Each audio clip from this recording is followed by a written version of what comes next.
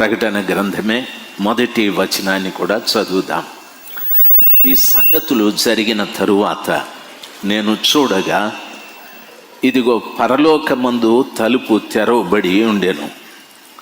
మరియు నేను మొదట వినిన స్వరము బూరధ్వని వలె నాతో మాటలాడగా వింటిని. ఆ మాటలాడిన వాడు, ఇక్కడికి ఎక్కిరమ్ము, ఇక మీదట జరగవలసిన వాటిని నీకు కనబరిచెదను అని చెప్పాడు. బైబిల్ సెలవిస్తుంది 4వ అధ్యాయంలో కూడా ఒక తలుపు తెరవబడి ఉన్నది. అంటే దాని అర్థం పరలోకానికి 176 తలుపులు ఉండవు, ఒకే తలుపు ఉంటాయి. అట్లా ఉంటే దొంగోళ్ళు చాలామంది దొడ్డిదారులు వెళ్ళిపోతారు. నేను కూడా వెళ్ళిపోతాను దాంట్లో.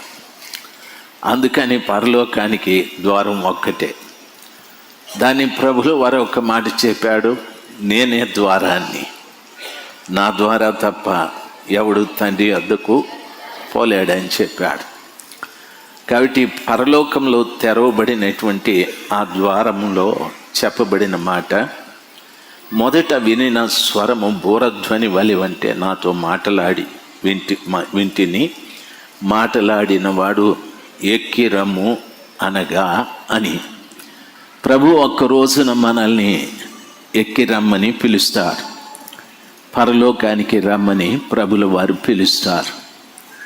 అప్పుడు మనం ఎలాగుండాలంటే, ఇంతవరకు నేను చెప్పినట్లుగా ఆయన వాక్యాన్ని జాగ్రత్తగా విని, ఆయనను నేను ఎరుగలేదు అనేటటువంటి మాటలు ఎక్కడ రాకుండా, మనకున్నటువంటి కొంత శక్తిని కాపాడుకుంటూ ఆయన రాకడ వరకు మనము జీవిస్తే, తెరవబడిన తలుపు ఎవ్వరూ నీ కొరకు మూయజాలరు. ఖచ్చితంగా నువ్వు పరలోకానికి వెళ్ళిపోతావు. దేవుడు మన కొరకు పరలోకంలో తలుపు తెరుస్తానని చెప్పాడు. నువ్వేం చేస్తే ఆయన తలుపు తెరుస్తాడనేది కూడా చెప్పాడు ఆయన. అయితే ఈ భూమి మీద మనము తెరవాల్సినవి కొన్ని ఉన్నాయి.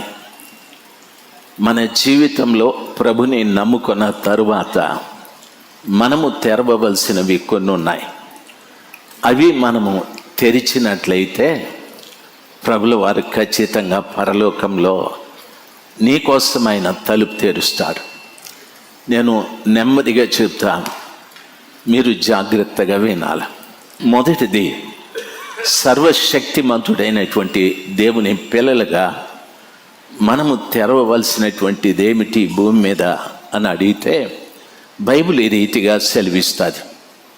ఎఫెసీయులకు రాసిన పత్రిక 1వ అధ్యాయం 17వ వచనాన్ని చదువుకుంటే వాక్యం ఈ రీతిగా సెలవిస్తుంది.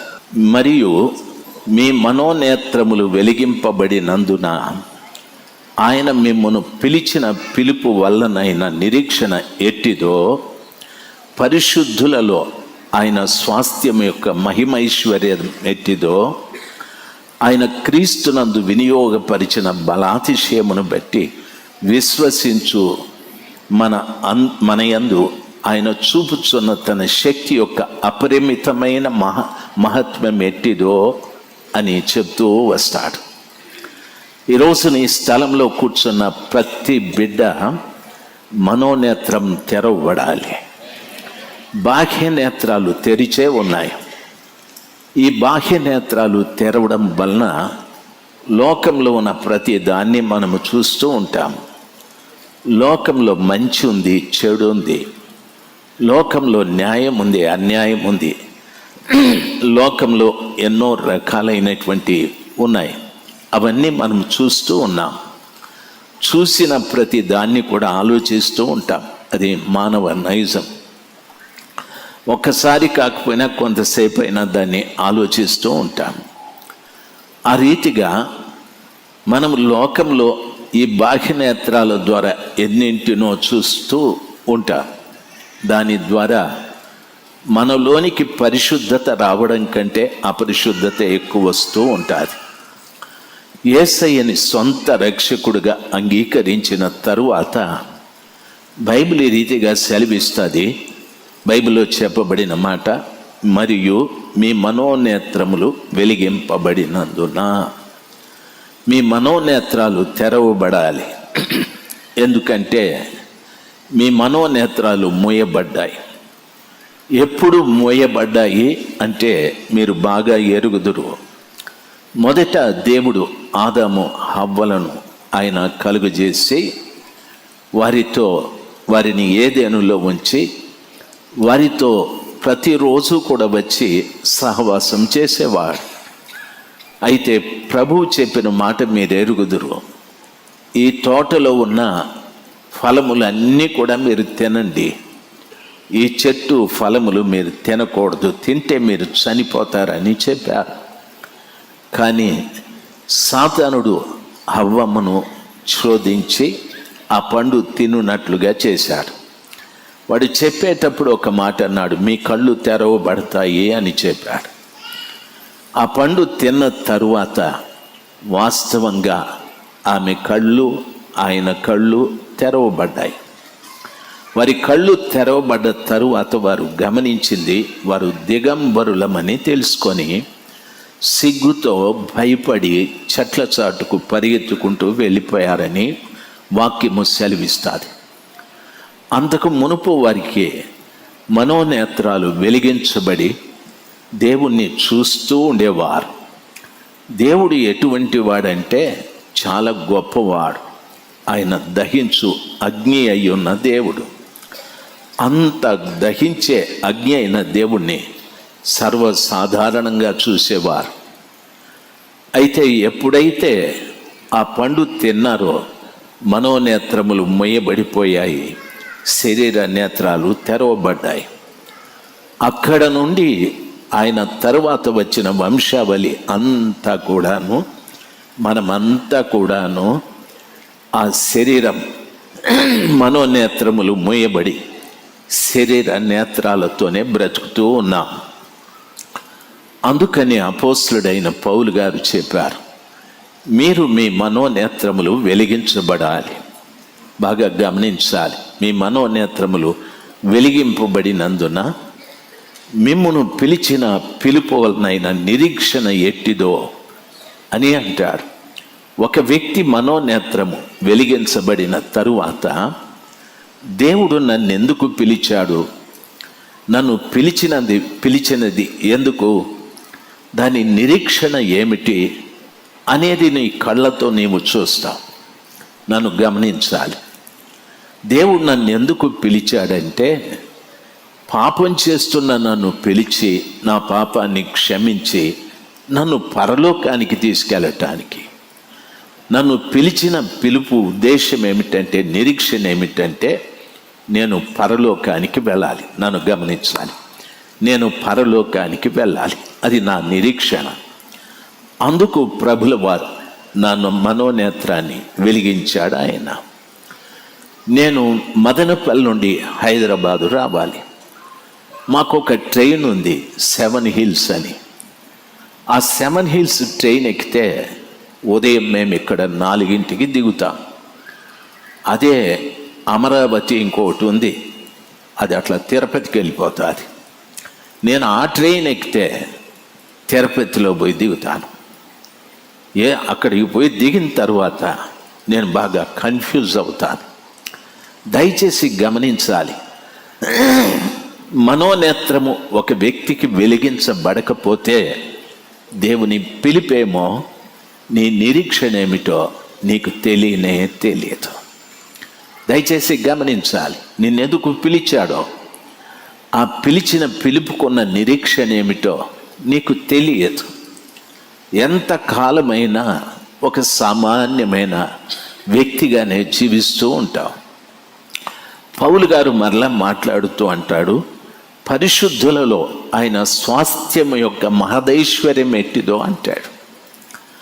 ఆయన నీ మనోనేత్రాలు వెలిగించబడితే పరిశుద్ధులలో ఆయన మహదైశ్వర్యం ఎటువంటిదో, ఆయన స్వాస్థ్యం యొక్క మహదైశ్వర్యము ఎటువంటిదో అని అంటాడు. అనగా పరిశుద్ధులలో అనగా మనకంటే ముందు చాలామంది పరిశుద్ధులు చనిపోయారు. వారందరూ కూడా ప్రస్తుతం దేవుడు ఉంచిన స్థలంలో ఉన్నారు. అయితే వారితో పాటు మనము అక్కడ నివసించే ఆ గొప్ప మహిమైశ్వర్యం, మహదైశ్వర్యము, దాన్ని ఎవరు వివరించలేరు. మహదైశ్వర్యము బంగారమా? కాదది. వజ్రాల? కావవి. లేకపోతే మణులు మాణిక్యముల? కాదవి. లేక ప్రభుత్వాల? కాదది. అది ఒక గొప్ప మహదైశ్వర్యం. దయచేసి గమనించాల్సింది, అట్టిది నీ మనోనేత్రములతో చూడటానికి దేవుడు కృప దయచేస్తాడు. మీరు షాపుకు వెళ్తారు, బట్టలన్నీ కూడా చూస్తారు. ఏదో ఒక వస్త్రం నిన్ను బాగా ఆకర్షిస్తుంది. అక్కడికి వెళ్ళి దాన్ని పట్టి చూసి షాప్ అతన్ని అడుగుతావు, ఇది ఎంత అనని. వాడు చెప్తాడు 2000 అంటాడు. అప్పుడే నీకు 2000 అనిపిస్తుంది.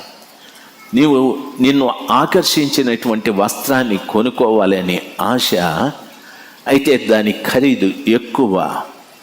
దయచేసి వినాలి, నువ్వు పరలోకానికి వెళ్ళాలనే ఆశ నీకుంది. అయితే నీ మనోనేత్రము తెరవబడకుండా ఆయన పిలిపేమిటి, నిరీక్షణ ఏమిటి, పరిశుద్ధులతో నువ్వు కలిసి జీవించే ఆ మహదైశ్వర్యం ఎటువంటిది అనేది అర్థమే కాదు. అది తెలిస్తేనే కానీ నీవు పరలోకం యొక్క తలుపులు తెరిచి అందులోకి ప్రవేశించటానికి అవకాశం లేదు. దయచేసి గమనించాలి. దీని కొరకు ఏదో పెద్ద పాండిత్యము చదవాల్సిన పని లేదు. కృపగల దేవుడు చెప్పాడు. అక్కడ వాళ్ళు పండు తిని ఆ మనోనేత్రములు మూయబడ్డాయి, శరీర సంబంధమైన నేత్రాలు తెరవబడ్డాయి.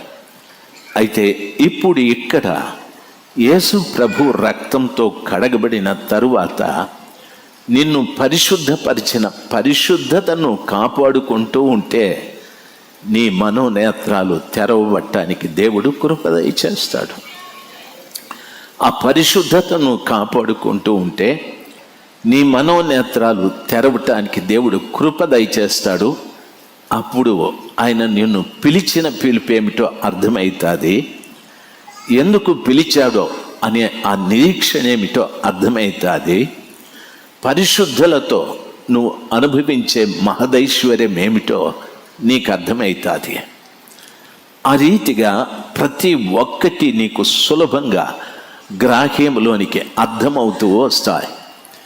ఎప్పుడైతే ప్రతి ఒక్కటి నీ గ్రాహ్యమునకు అర్థమవుతూ వస్తుందో అప్పుడు నువ్వు వెనక్కి తిరిగి చూసే అవకాశాలు లేవు. నీ కళ్ళ ముందు ఎంత పాపము కనిపించినా ఈ కళ్ళు మూసుకుపోతాయి, నీ మనోనేత్రాలు తెరవబడతాయి. కాబట్టి ఇంకా బాహ్య సంబంధమైన విషయాలు చూడటానికి అస్సలు నీకు మనస్సు ఉండదు. దేవుని కృపను బట్టి ఎంతో ఆత్మ సంబంధమైన విషయాలు చూడటానికే ఆశపడుతూ ఉంటావు. ఒక ఆశ ఏమిటంటే నీకు కలిగే ఒక ఆశ ఏమిటంటే నా కొరకు ప్రాణం పెట్టిన యేసయ్యని ఎప్పుడు చూడాలి అనే ఆశ. నా కొరకు పంపిన పరిశుద్ధాత్మని నేను ఎప్పుడు చూడాలి అనే ఆశ. ప్రభు ఆయన వాక్యానుసారంగా నడవమని చెప్పాడు. నేను ఆయన వాక్యానుసారంగా నడుస్తున్నానా లేదా అని చూసే ఆశ. ఈ మూడు కూడా నీలో ఎప్పుడూ పనిచేస్తూ ఉంటాయి. ఎక్కడికి వెళ్ళినా నేను ఆయన వాక్య ప్రకారంగా జీవిస్తున్నానా లేదా అని నువ్వు చూసుకుంటూ ఉంటావు. ఎక్కడికి వెళ్ళినా ఆయన ఆత్మ ద్వారా నేను నడిపించబడుతున్నానా, ఆయన ఆత్మని చూడాలి అనే ఆశ. ఎక్కడ ఉన్నా నా కొరకు ప్రాణం పెట్టిన యేసయ్యని నేను చూడాలి అనే ఆశ. ఈ రీతిగా ఒక వ్యక్తి మనోనేత్రములు వెలిగించబడిన తరువాత ఈ గొప్ప స్థితిలోనికి నువ్వు పోవడం జరుగుతుంది.